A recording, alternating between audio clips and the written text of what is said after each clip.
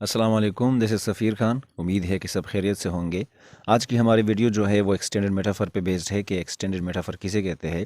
आप लोगों ने अगर मेरे वीडियोस देखे हैं फिगर ऑफ स्पीच पे, तो उसमें मैंने मेटाफर और सिमिली को अच्छे से डिटेल से समझाया है। लेकिन इस वीडियो में भी हम दोनों को डिस्कस करेंगे कि असल में दोनों है क्या, उसमें डिफरेंसेस क्या है। तो शुरू करते हैं। तो सबसे पहले हम मेटाफर की बात करते हैं कि मेटाफर क्या है। आप लोगों को पता होगा कि ये एक लिटरेरी डिवाइस है या फिगर ऑफ स्पीच है, जिसमें दो चीज़ों की कंपैरिजन होती है और जो एक दूसरे से बिल्कुल अलग हो, लेकिन इसको हम डायरेक्ट कंपैरिजन कहते हैं। डायरेक्ट कंपैरिजन से मुराद ये है कि आप डायरेक्टली किसी को कहते हैं कि यूर अ लाइन, तो ये हमारे पास मेटाफर है। एक सिमिली होती है जिसमें हम कहते हैं कि यूर लाइक अ लाइन, आप एक शेर की तरह है। हम उसमें डायरेक्ट कंपैरिजन नहीं करते सिमिली में, हम मेटाफर में करते हैं कि यूर अ लाइन, आप एक शेर है, तो इसको हम कहते हैं मेटाफर।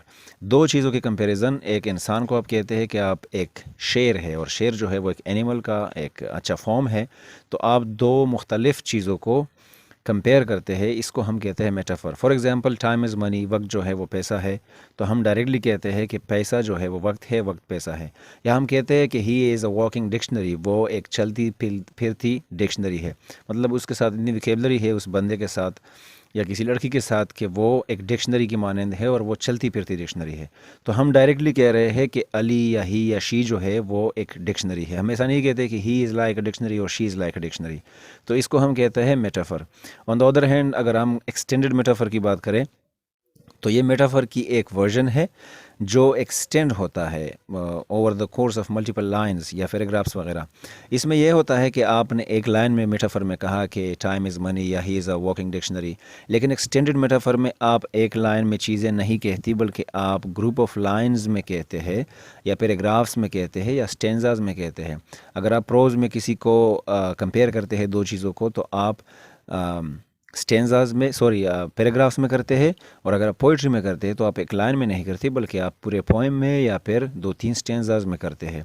तो ओवरऑल जब कंपैरिजन करते हैं बड़े पैमाने पे, आप दो चीज़ों को ही कंपेयर करते हैं, डायरेक्ट कंपैरिजन कर रहे हैं आप, लेकिन आप एक लाइन में नहीं कहते, बल्कि आप 4 लाइन्स में, 5 लाइन्स में, स्टेंजाज में या पूरे पोएम में, आप पूरे पोएम से आपका ये माहज़ होता है कि एक लड़की जो है वो इस चीज़ के साथ कंपेयर हुई है, या एक शख्स या एक चीज़ जो है वो इस चीज़ के साथ कंपेयर हुआ है। आप लोगों ने all the words a stage, एक ड्रामा में जो मोनोलॉग है, पढ़ी होगी। उसमें जो है दो चीज़ें और समझाने की कोशिश करूँगा मैं। एक्सटेंडेड मेटाफर में या मेटाफर में जो है हमारे पास दो चीज़ें होती है, जिसमें हम टेनोर के इस एक को टेनोर कहते हैं और एक को हम वेकल कहते हैं।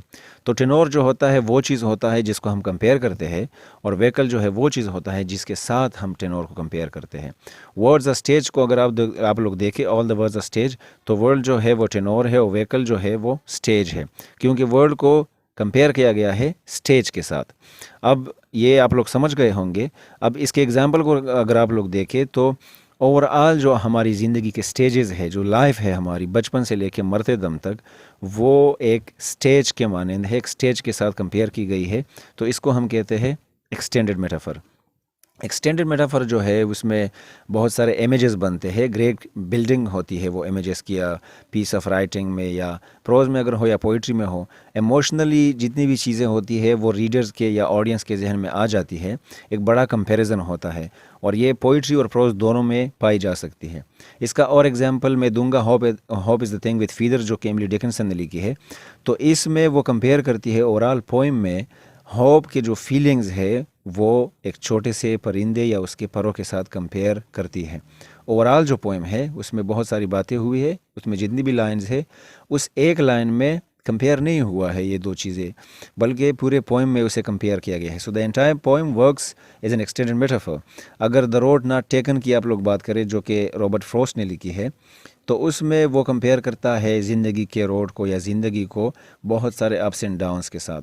तो पूरा जो पोएम है, छोटा सा पोएम है, उसमें वो ज़िंदगी को अप्स एंड डाउन्स के साथ या मुश्किलात के साथ कंपेयर करता है।